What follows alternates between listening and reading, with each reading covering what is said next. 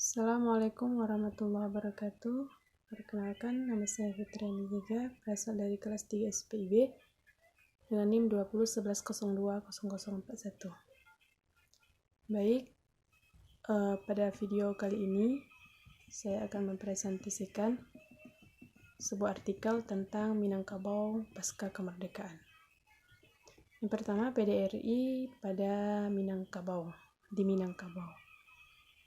Pemerintah Darurat Republik Indonesia atau disingkat dengan PDRI merupakan gerakan penyelenggaraan pemerintah Republik Indonesia yang dikala itu terjadi di masa agresi militer kedua yang dilakukan oleh Belanda.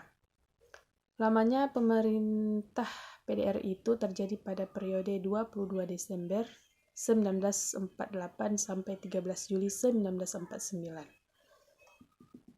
PDRI ini dipimpin oleh Syafruddin Prawiranegara sesuai arahan Presiden Soekarno yang dikala itu ditangkap Belanda, namun sempat mengadakan rapat untuk memberikan mandat pada Syafruddin Prawiranegara untuk membentuk suatu pemerintah sementara.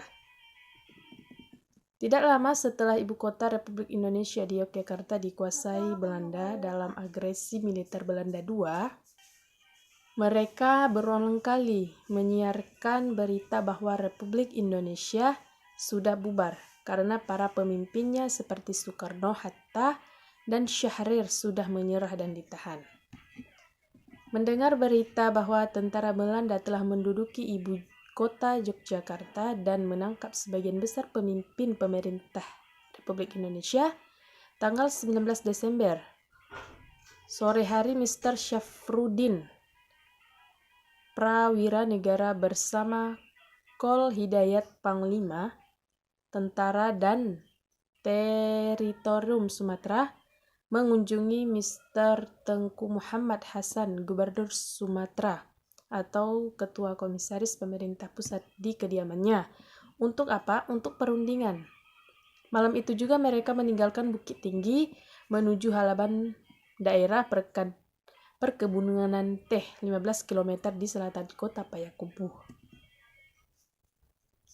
Sejumlah tokoh pimpinan Republik yang berada di Sumatera Barat itu berkumpul di halaman. Dan pada 22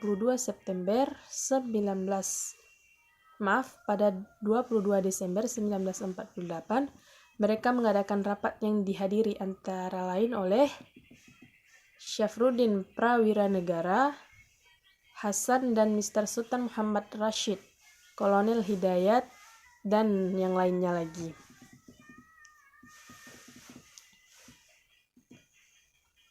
Dan pada kala itu dimulailah pergerakan girah bagi masyarakat, baik melalui gerakan militer ataupun diplomasi yang dilakukan, terutama untuk masyarakat Payakumbuh di Luak 50. Daripada harus menyerah kepada Belanda, rakyat kota Payakumbuh dan pejuang kala itu melakukan bumi hangus terhadap bangunan-bangunan penting dan strategis. Bahkan salah satu bangunan yang sangat vital kala itu dibumi hanguskan daripada nantinya akan dikuasai oleh Belanda dan akan menjadi bumerang bagi para pejuang rakyat Payakumbuh serta pemerintah PDRI di kala itu.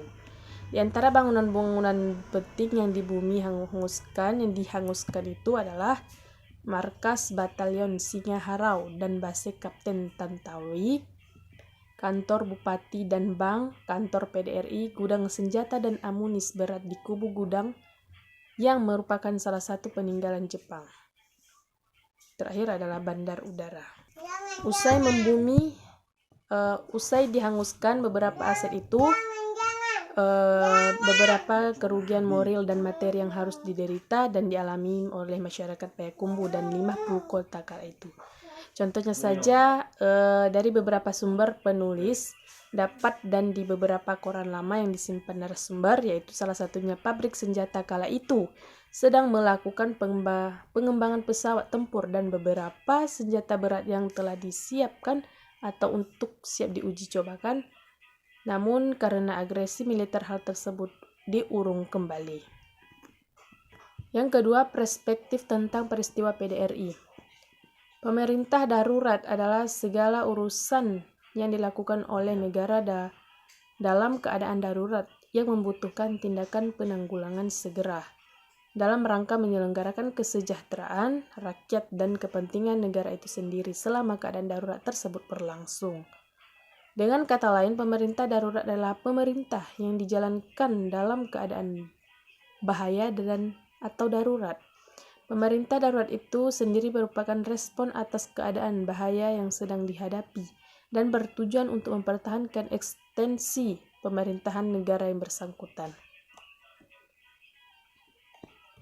Pemerintah darurat ini merupakan respon atau tindakan agresi militer yang dilancarkan oleh Belanda pada tahun 1948. Pembentukan PDRI merupakan strategi untuk menunjukkan bahwa Republik Indonesia tetap bertahan sebagai suatu negara berdaulat. Hasil penelitian menunjukkan bahwa sejak awal Indonesia telah mengadakan peraturan tentang hukum dan tata negara darurat dalam konstitusinya, yaitu pada tanggal 12 dan pasal 22 Undang-Undang Dasar 1945. Sementara pengaturan secara lebih spesifik mengenai pemerintahan darurat tidak ditemukan di Konstitusi Indonesia. Dalam Konstitusi Indonesia, metode yang dapat digunakan untuk memahami konsep pemerintahan darurat adalah dengan melihatnya dari sudut pandang hukum tata negara darurat. Adapun hukum tata negara darurat memandang pemerintah darurat sebagai konsep yang berangkat dari prinsip-prinsip dasar hukum. Baik, sekian dari penjelasan saya. Lebih dan kurang saya mohon maaf. Terima kasih. Tugas ini saya laksanakan untuk memenuhi dari perintah Bapak Muhammad Nasir. Terima kasih. Assalamualaikum warahmatullahi wabarakatuh.